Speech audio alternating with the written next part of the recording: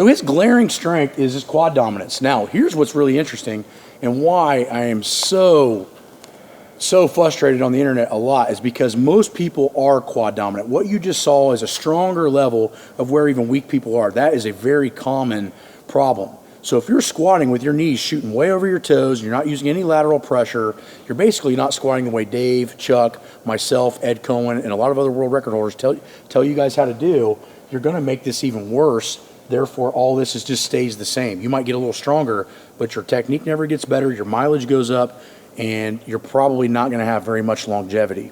So what we wanna do is balance out all these pressures over all of these planes, and the way to do that is to balance the anterior and posterior chain. Almost all of you guys watching have anterior dominance and posterior weaknesses. So if you look at all the exercises that I've listed today as a very short list, I mean, obviously there's way more, but these are ones that I'm looking around and come right off the top of my head. We need to do more glute ham raises.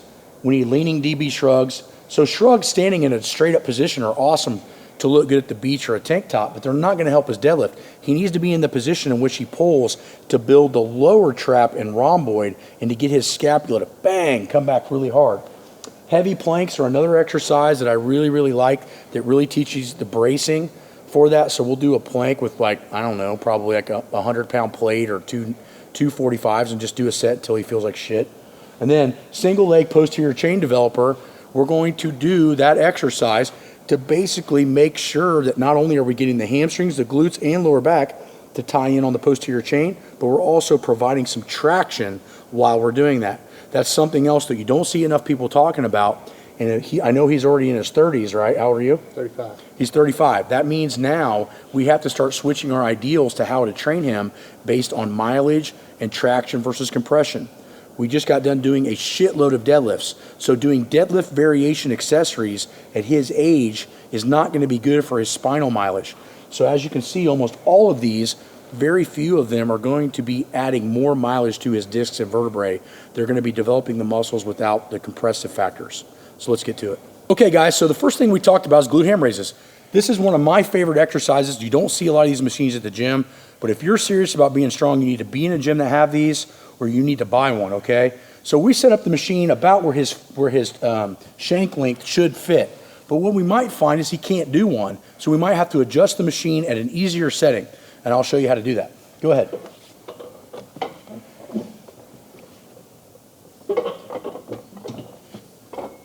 So you can see his knees still have room to go through the pad. He's gonna straighten his body out, and he's gonna drop his head all the way to the floor. Yeah, all the way to the floor. Now he's going to come up with very little arm, so we're seeing it's insanely hard. Okay, stop. So obviously we can't use that as an exercise yet. So what we're going to do is we're going to back this up one click. Now we're going to let him probably do a couple of reps. So see, we just saw a glaring weakness. He has a 700-pound conventional deadlift and can't do a glute ham raise with the proper setting. That's not good. That means that the front is way stronger than the back. Once we get this balanced out in maybe 6 months or a year, his deadlift's going to be crazy. So let's try it again. So now we've set it up easier. So if we back up the floor plate anywhere from 2 to 3 inches, he's going to give him more room to slide, but it also takes more weight away from it. It makes his lever arm shorter, which makes it easier. Come up, good. So now he can do one. So let's do like, try to get 3. 2, good, keep going. 3, good. Now he's struggling. Let's get one more. No hands.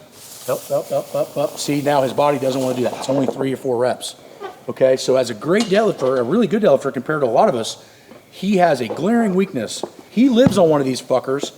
His deadlift's going to go through the goddamn roof because what it's going to do is teach him to pull back. What did he do in the deadlift? He pulled up and it shot his knees straight.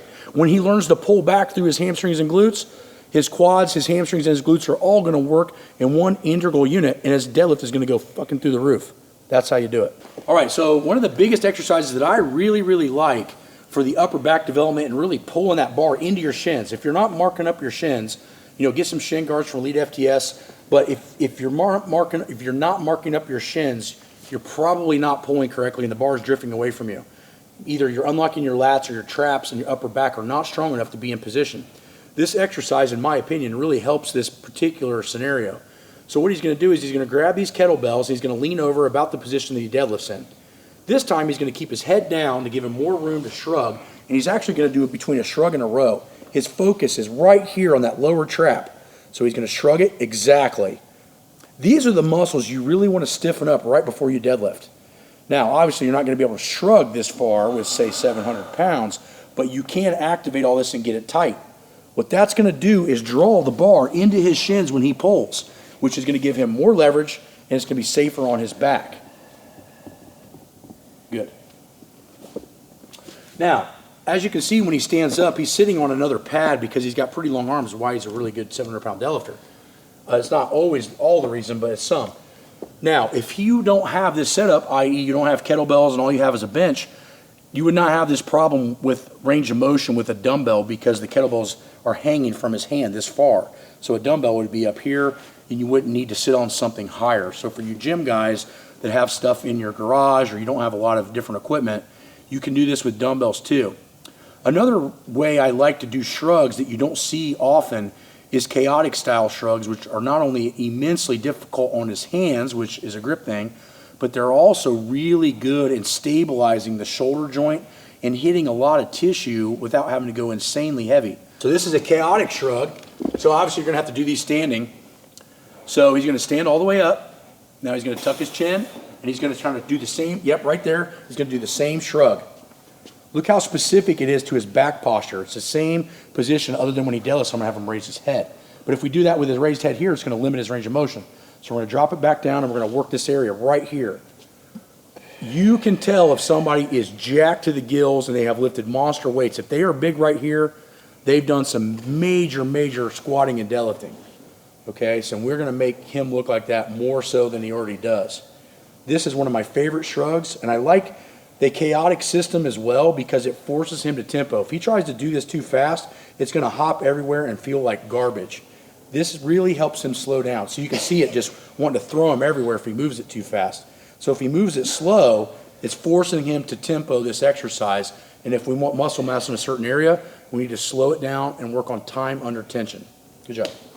The next exercise he's gonna need is planks. And he's so strong that normal planks aren't gonna work. Well, he's gonna need some weight. How much weight? Well, let's find out. Oh, Snooky. Yeah, you can see him shaking. I'm only putting about 75 pounds, maybe 80 pounds of pressure on him. Now, this wouldn't be for beginners. Maybe just a quarter would be good. But this is another exercise that's going to help that bracing point and help his starting strength off the ground. Planks are king. So you can use a dumbbell, kettlebell, or your buddy stepping on you. You can see just how much more does that feel like I'm turning on just putting 50 pounds on you? Not that bad. Yeah, but way worse than normal, right? Yep. Yep. All right, there you go, planks. All right, so the next thing we're gonna use is a posterior chain developer. So I'm gonna have Big Daddy hop up here, but we're gonna throw a twist to this, and I think you don't see this enough. We're gonna do it single-legged. So he's gonna do 6 or 8 on the left or 6 or 8 on the right in multiple sets. Why should we separate the sides? Well, we talked a little bit about this with the warm-up, but he's only gonna be as strong as his weakest side. Now, sometimes you can see that from which way he puts his hand.